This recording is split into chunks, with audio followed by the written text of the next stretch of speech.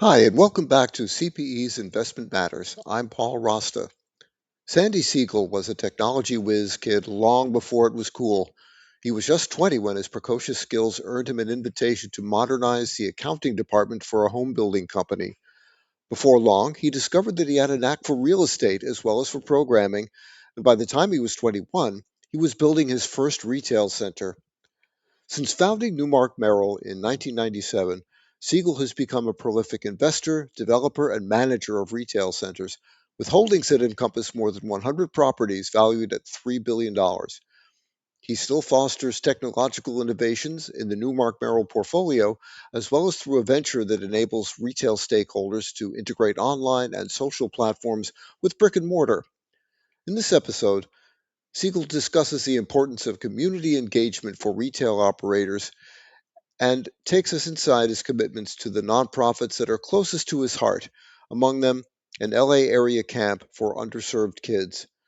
If you enjoyed this podcast, I hope you'll check out CPE's Capital Markets newsletter, our free twice monthly roundup of the latest trends, analysis, and data in commercial real estate investment.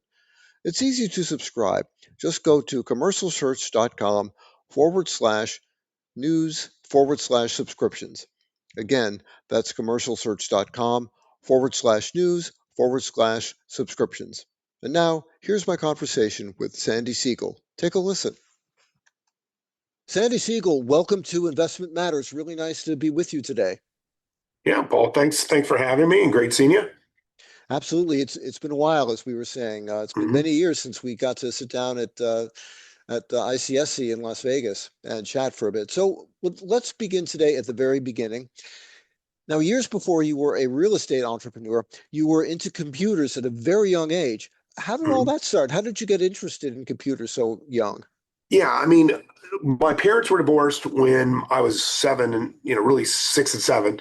And my dad was an electrical engineer. And I got very fortunate in two things came together. One was my junior high school had a mainframe computer and they allowed the kids to program in Fortran, which was the language back then.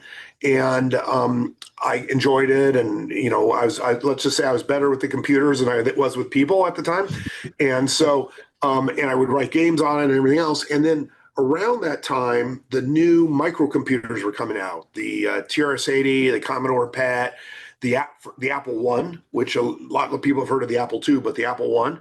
And my dad, the electrical engineer, and I found the first computer store, which ironically it was a town you mentioned, which was in Santa Monica. The first nationwide computer store was in Santa Monica.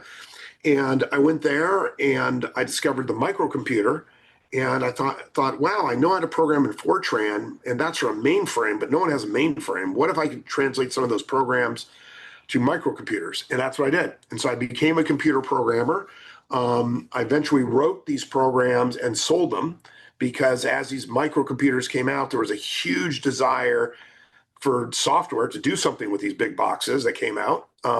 And I would sell, moon landing simulations. I would sell bingo things, sign makers. But what was really popular was getting accounting systems written. And so I started computerizing accounting systems when I was 12, 13, 14 was when it really started up. That's an age, I think, when a lot of us are still trying to learn basic arithmetic, and Yeah. Yeah, yeah. Well, I did too, and it was good because not a lot of jobs. I also had a paper out way back then, but this made a lot more than the paper out, and it was very interesting to give a 13, 14, 15, and then up to 17-year-old an occupation that paid a fair amount of money, and also showed you the start of a technological revolution that's you sort of feel like it's being rebooted today. So, how did that lead you to your career in real estate? I mean, was that kind of your foot in the door, and were you in that? And when was that, by the way? Was that when you were at UCLA or? Yeah, Um, yeah. So basically, through the end of my high school career, I was programming. Um, I met a girl. All stories start with I met a girl. I met a girl, and I had all this money, and and I liked this girl a lot, and she didn't really love the fact that I was at home programming computers. She said, let's spend some of this money, which is what we did. And then I got into UCLA when I was 18, I think, maybe 18, 19, whenever it started. And she broke up with me the very first week we got there. So now I had no computer business and no girlfriend. And I sort of cast about for a bit. And when I was just turning 20, I got a call from a home builder, a guy who built homes, to say, we need somebody who can computerize our accounting department.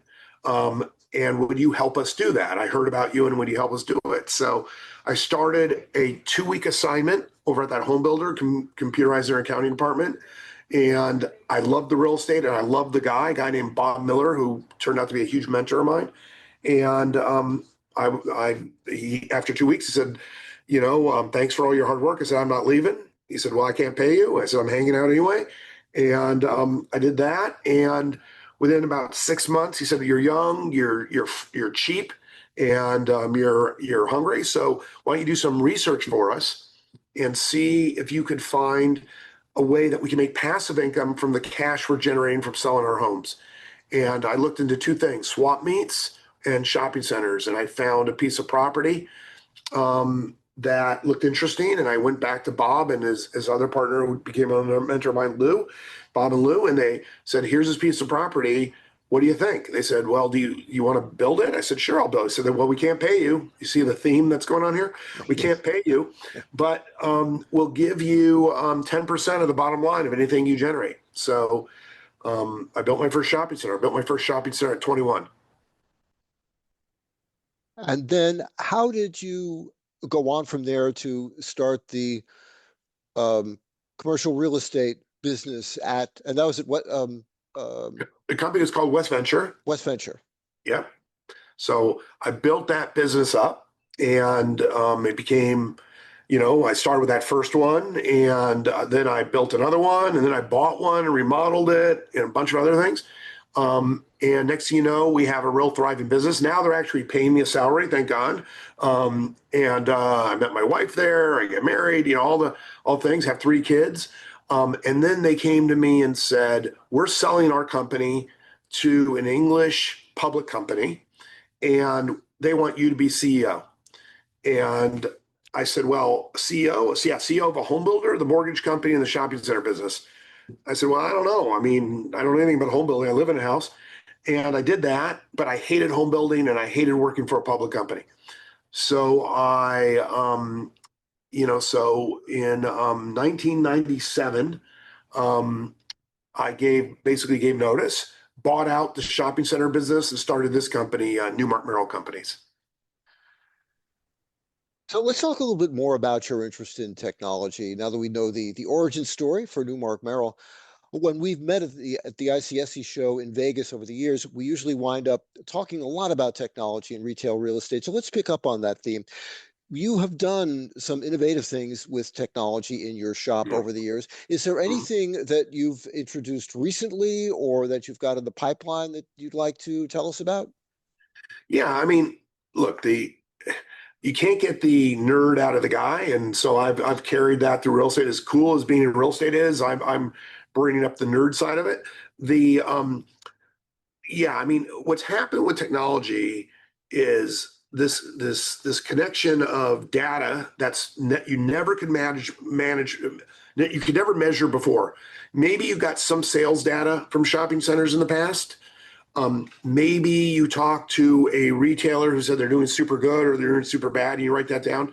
You didn't get any data. So we today, a zillion things, right? And you have all that geofencing. We know where our customers are coming from, how long they stay, how many stores they hit while they're there, where they go when they leave, whether they come by themselves, whether they come as a family, what time they show up. And then we know whether they're happy or sad, right? And what they post on, TripAdvisor or Yelp or Google or whatever they post.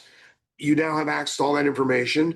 Then take your smart cameras. I know whether people are, what stores they go into, specifically, what their demographic makeup is, their age, So now I have all that information. And then I have, other information like, what are the general neighborhood trends at the competing sites. Okay. So now I know the competitive landscape. And so the trick over probably when we were talking was collecting this information, right? Was getting this information, then trying to analyze it through a lens. And that lens often was concentrated to just a few people in your organization. But now, because of what's happening with AI and natural language, your ability to take all that stuff, throw it into one bucket, and have it analyzed through a more definitive and more let's just say a more consistent lens than you might get if five people look at it and draw conclusions has really taken over. So what we're seeing today, and I'm super excited about this, is the ability for us to give anyone in this office who's curious about anything, who doesn't have to know which menu selection to drop down on, doesn't have to know which app to open, and be able just to ask the question and have that information come out. And even more so than to push it to the people who we think are relevant to understand it. And I think that's a huge leap forward. It's still happening in real time, but it's revolutionizing how we look at who we lease to, what we buy, what we keep, how we view our customer and how we can service them better.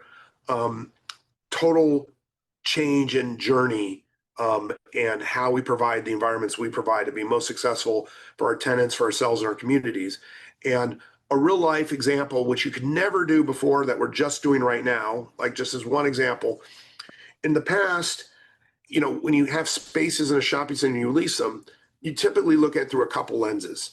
Maybe, there's a certain genre of tenant you want to put in there. You want whoever maybe pays a little more rent and is more credit worthy. A lot of your lens was based on financials and based on kind of their general performance as a retailer.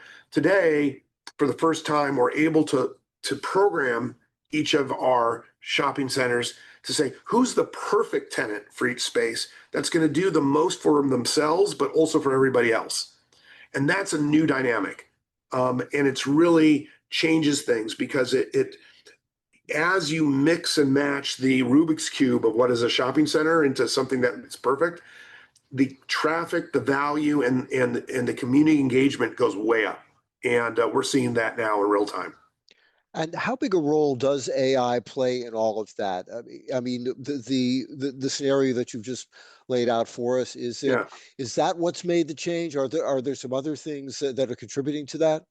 Well, look, when I've learned this a long time in technology, you have incredible technology, and if you don't have the right moment in time with the data, it won't do any good. Okay, you can have great data. If the technology doesn't deal with it properly, it does you a limited amount of good.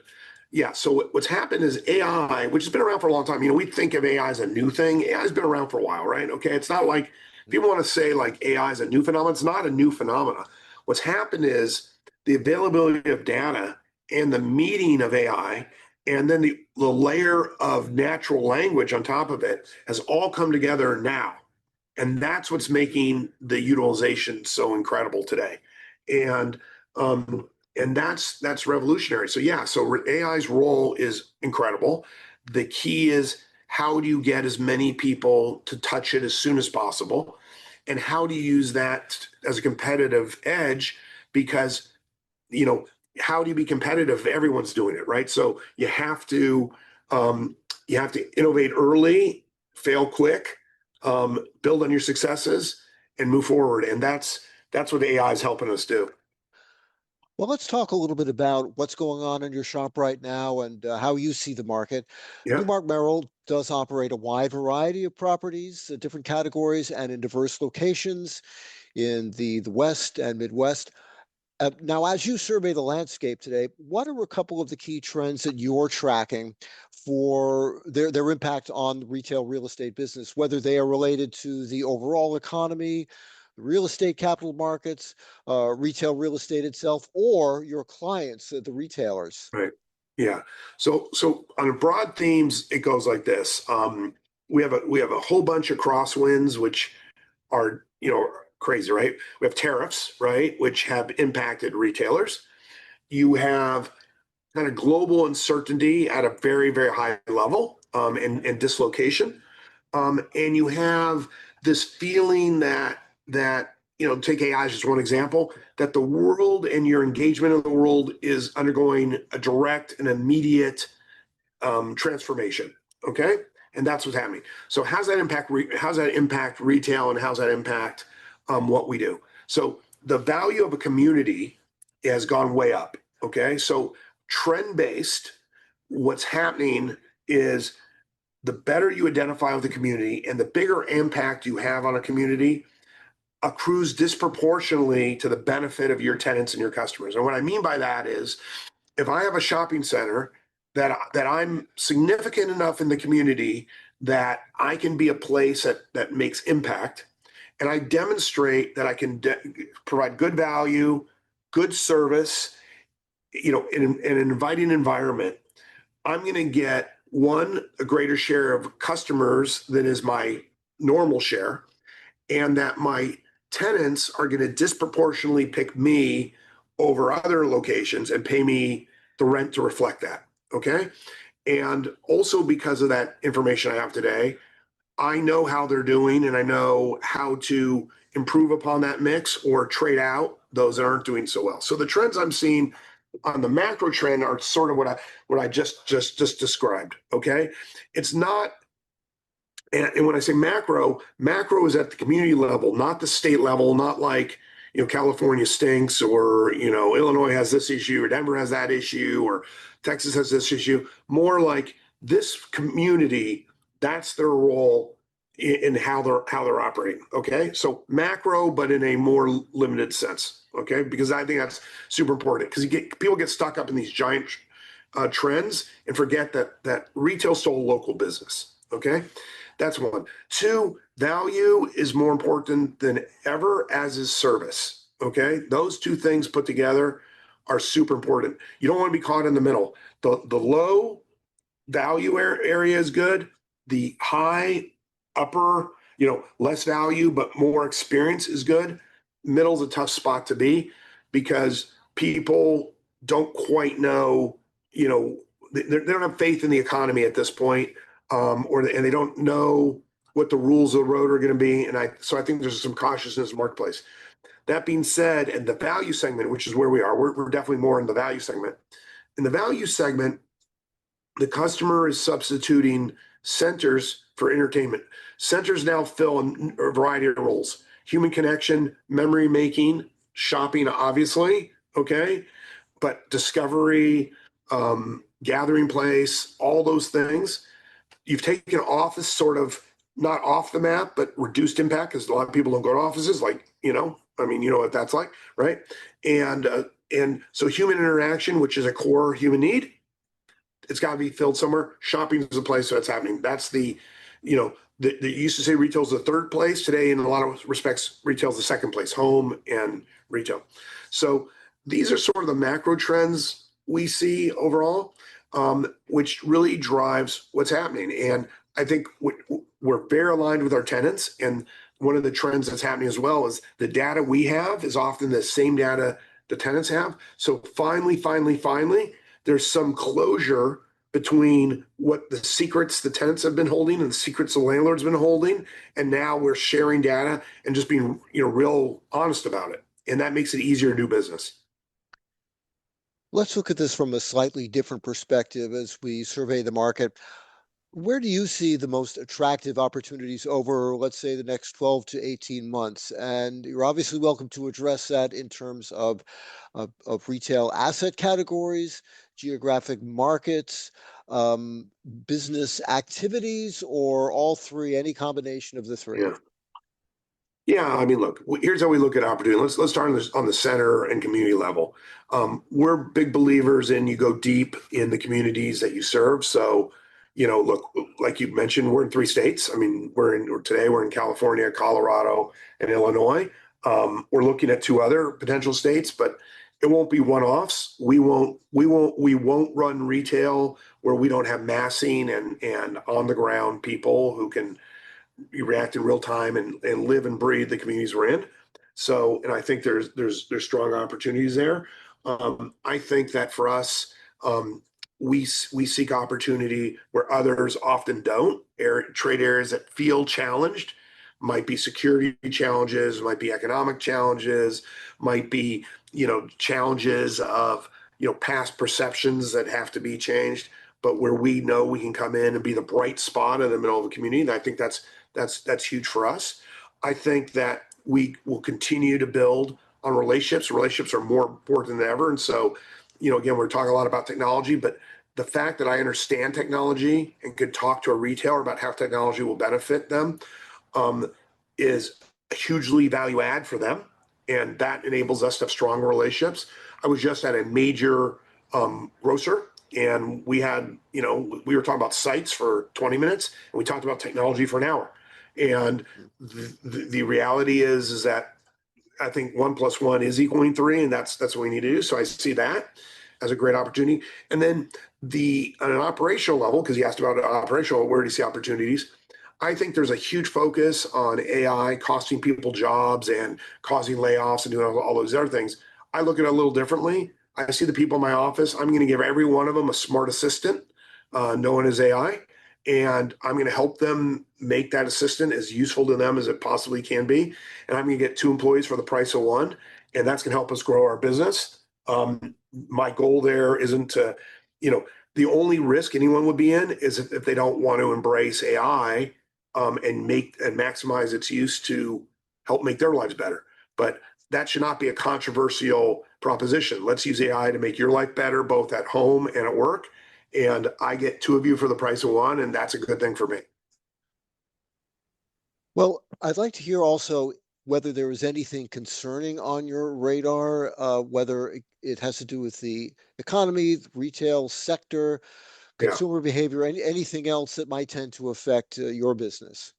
Yeah. I mean, look, first of all, I'm Jewish, so every glass is half empty, not half full. So I may hide it by my discussions here, but I just didn't want you to start crying on the podcast here.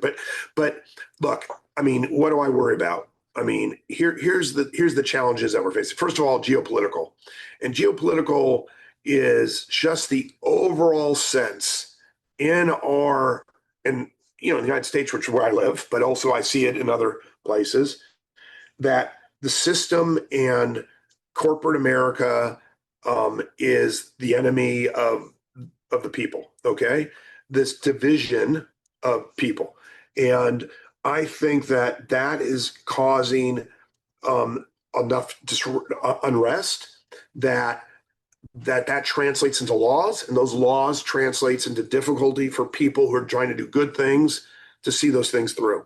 So I'm super worried about making sure that people in the political spectrum understand the impact of what they're doing. We learned a big lesson during COVID that you got to engage, which we did hugely, because the stuff that was coming down the pike during COVID would have been absolute long-term killers. And we were able to push them back by spending a lot of time on education. So I'm very concerned about geopolitics as it relates to the laws that are coming down the city. What I find is if you actually get to the shopping center level, people are people, and they don't mind being together, shopping together, eating together, all that stuff works out. But the perception at the state house, take Sacramento here, or Denver, or wherever, is that we're exploiting people, and and that gets pushed down to my retailers, and that makes life difficult. Already in California, we have many restaurants who won't come to California or open any more stores, or will leave California because of what they've done with wages and what they've done with regulation and what they've done with permitting. And that's something we got to figure out how to navigate. So that's number one. Number two, the impact of crime and public safety.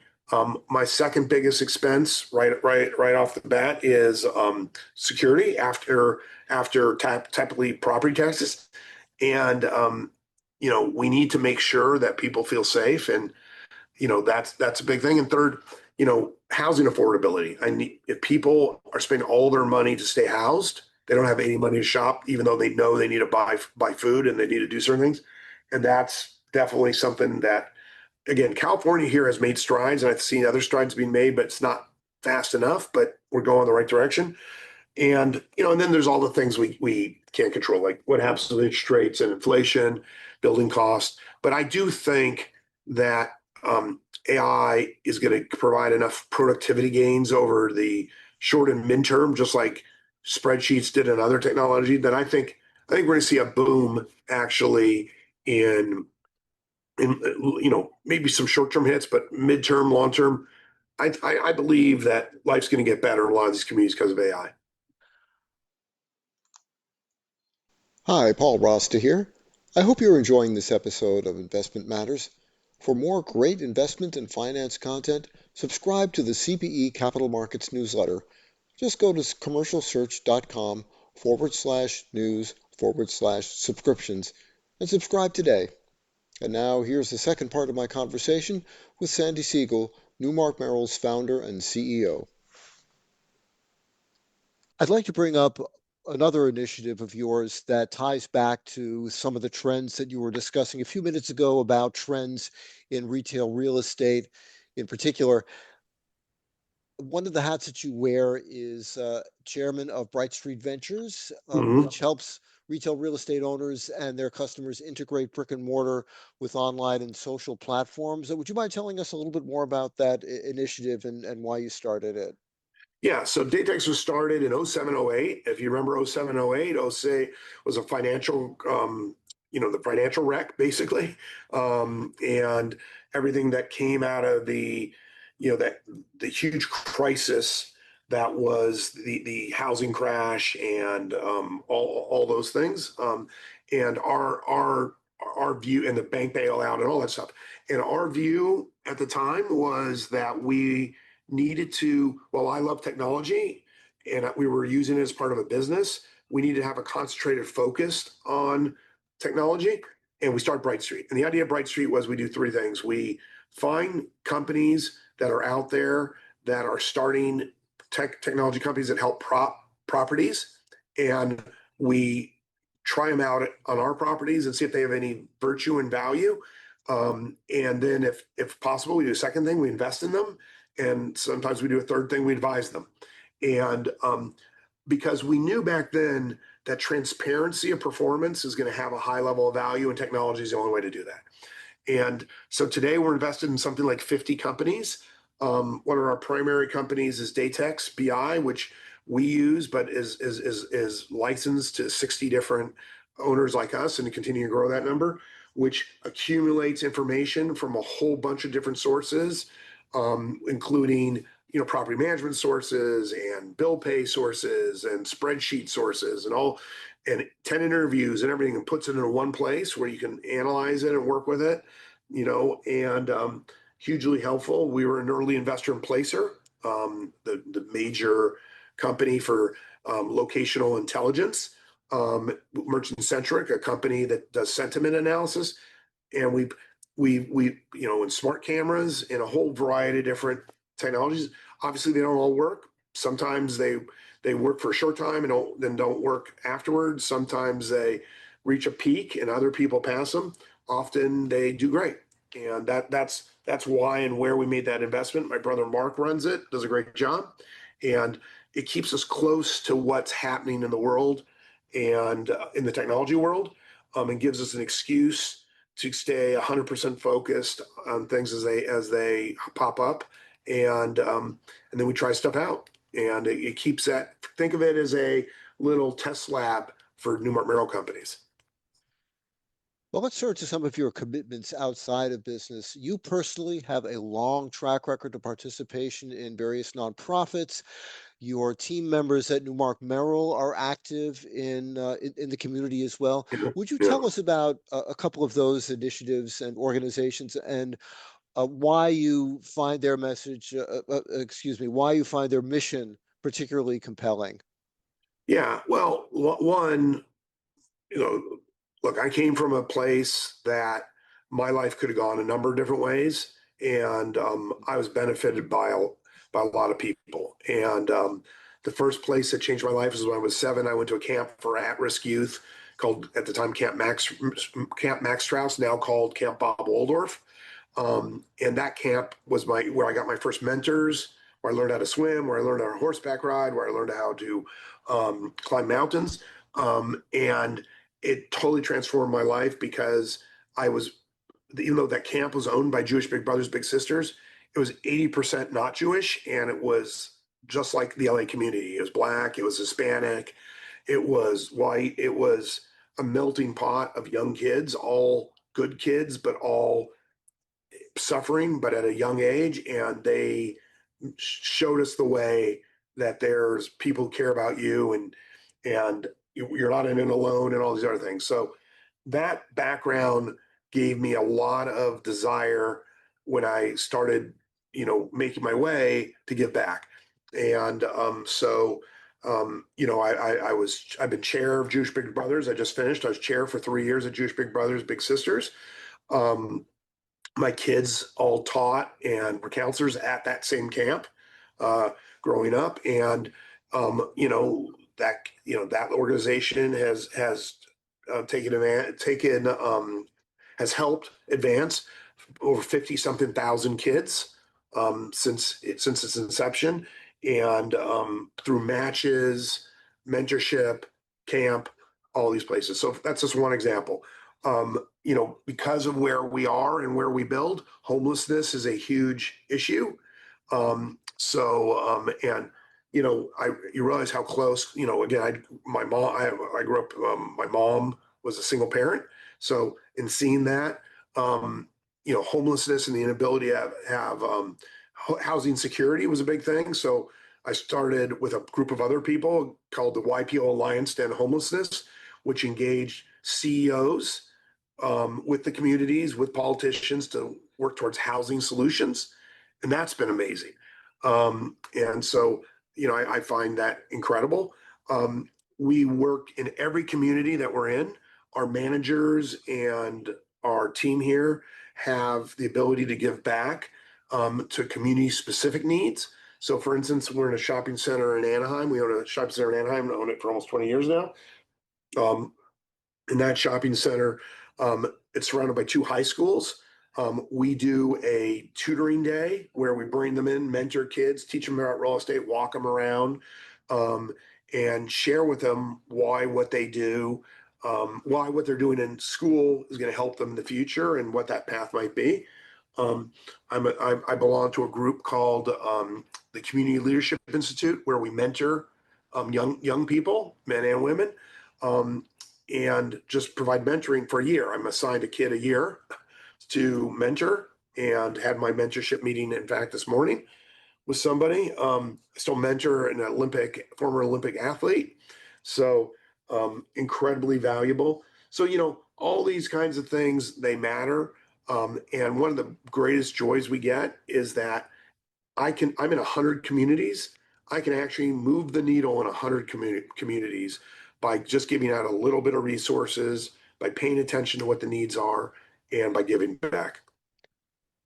Well, certainly some great initiatives there. And you touched on YPO very briefly, Young Presidents Organization, a moment ago. And you've held a variety of leadership positions with them as well. And Yeah. again, why do you give your time and energy to that organization? Yeah. Okay. Well, look, I never joined a club before I was 43. Okay. Wasn't in a fraternity. I didn't get my MBA. I barely finished UCLA. I mean,